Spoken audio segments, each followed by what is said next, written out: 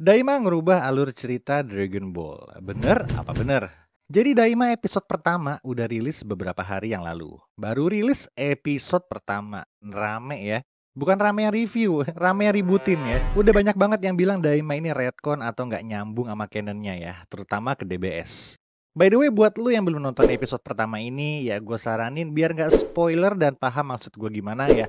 Lu mending nonton aja dulu ya. Dan kenapa banyak yang bilang Daima ini nggak nyambung sama Super? Ya, jadi gini, kalau kita ngomongin canon, itu pasti DB, DBZ, sama DBS. Dan Daima ini dikonfirmasi sih canon. Tapi time placement-nya setelah DBZ dan sebelum DBS ya, mundur gitu. Ya jadi masalah sebenarnya itu adalah karena DBS itu keluar lebih dulu sebelum Daima. Dan karena ya semua udah terlanjur ngikutin DBS duluan, jadi agak susah buat terima konsep Daima. Ya ini sama aja kayak lu nonton film tapi season 3 duluan. Terus lu baru nonton yang season 2. Tapi lu baru nonton season 2-nya itu satu episode doang.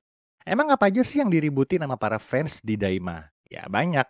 Tapi di sini gua akan bahas satu aja ya, yang paling rame nih. Ini masalah mengenai defuse-nya Kibito Kai. Ya, oke, ini scene dimana Kibito Kai-nya itu udah defuse ya. Di sini mereka bisa defuse itu karena masuk ke dalam perut Majin Buu. Ya, gua nggak usah jelasin panjang lebar mengenai ini. Lu semua udah tahu kejadian Vegito yang di defuse dalam perut Buu ya. Lu baca aja DBZ manga chapter ke-312. Tapi kalau di DBS, ya ini ada di manga DBS chapter ke-7. Kalau di animenya itu di episode ke-32. Kibito Kai itu bisa diffuse karena menggunakan Namekian Dragon Ball, ya bukan karena masuk ke dalam perut Majin Buu. Fusion tersebut sifatnya permanen karena salah satunya Kaioshin. Ya, jadi kalau di DBS, Kibito Kai itu cara diffuse-nya make Namekian Dragon Ball. Sedangkan di Daima, Kibito Kai-nya diffuse make efek dari gas yang ada di perut Majin Buu. Ya, nah ini yang diributi sama para fans. Jadi kalau emang begitu konsepnya, jadi DBS nggak canon dong. Atau Daima-nya nggak canon nih. Soalnya kan Kibito Kai-nya udah diffuse duluan di Daima. Kok di DBS awal-awal mereka masih gabung? Nah loh. Ya jadi gini aja bro ya, nggak usah lo ambil pusing ya. Ini Daima baru episode pertama.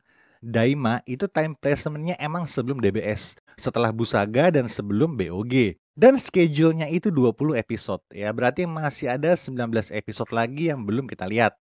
Dan apa yang akan terjadi nanti, kita belum tahu. Bisa aja kan nanti Kibito Kai-nya itu fuse lagi di akhir episode. Entah nggak sengaja kayak kekilafan yang udah-udah ya. Atau mungkin kekuatan magis dari perut Majin Buu ini nggak mampu buat misahin secara permanen. Terus mereka akhirnya fuse lagi. Ya atau gimana lah ya. Ya intinya Daima ini belum kelar. Masih episode pertama. Santai aja dulu ya, santai.